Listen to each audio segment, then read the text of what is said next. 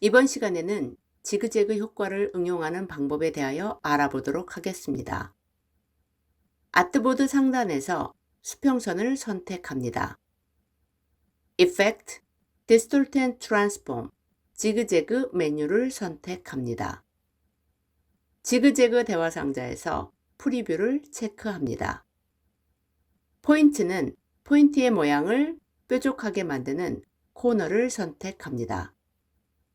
옵션스에서 상대값인 relative를 선택해 사이즈의 단위를 %로 변경한 후 사이즈의 1%를 입력합니다. Reaches per segment의 홀수인 51을 입력합니다. Reaches per segment의 짝수가 아닌 홀수를 입력한 이유는 좌우의 끝 모양을 동일하게 만들기 위해서입니다. OK를 클릭해 대화 상자를 닫습니다. 지그재그 선이 선택된 상태에서 Object, Expand Appearance 메뉴를 선택해 효과를 확장합니다. 펜 툴을 선택합니다. 확장된 지그재그 패스 끝에 있는 앵커 포인트에 클릭한 후 Shift를 누른 상태로 클릭해 형태를 그리면서 패스를 닫습니다. 선 색상을 면 색상으로 교체하기 위해 Swap, Fill and Stroke 아이콘을 클릭하거나 또는 단축키 Shift X를 누릅니다.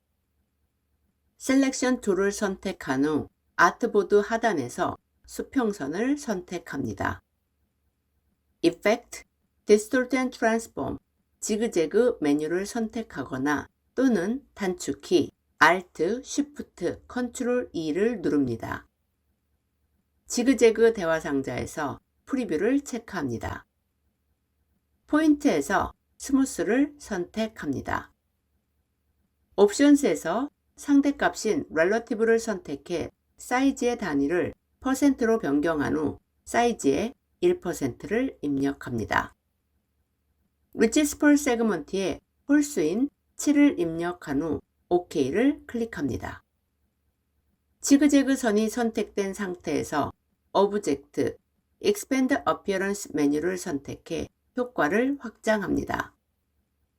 펜 툴을 선택합니다. 확장된 지그재그 패스 끝에 있는 앵커 포인트에 클릭한 후 Shift를 누른 상태로 클릭해 형태를 그리면서 패스를 닫습니다. 선 색상을 면 색상으로 교체하기 위해 Swap, Fill and Stroke 아이콘을 클릭하거나 또는 단축키 Shift X를 누릅니다. 울퉁불퉁한 땅 모양이 완성되었습니다. 4개의 점선을 선택합니다. 스트로크 패널에서 왼쪽 Arrowhead 드롭다운 버튼을 클릭해 Arrow 39를 선택합니다.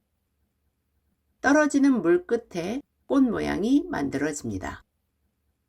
지금까지 지그재그 효과를 응용하여 원하는 모양을 만드는 방법에 대하여 알아보았습니다. 여러분이 디자인할 때 지금 보여드린 것과 같은 형태가 필요하다면 지그재그 효과를 적용한 후 확장하여 선을 면으로 만들면 됩니다. 그럼 오늘 강의는 여기서 마치겠습니다. 그레이스 교수의 일러스트레이터 강좌를 시청해 주셔서 감사합니다. 모든 강좌를 빠짐없이 수강하기 위해 순서대로 다음 비디오를 시청해 주세요. 일러스트레이터를 배우고 마스터하기 위해 구독과 좋아요 버튼을 눌러주세요.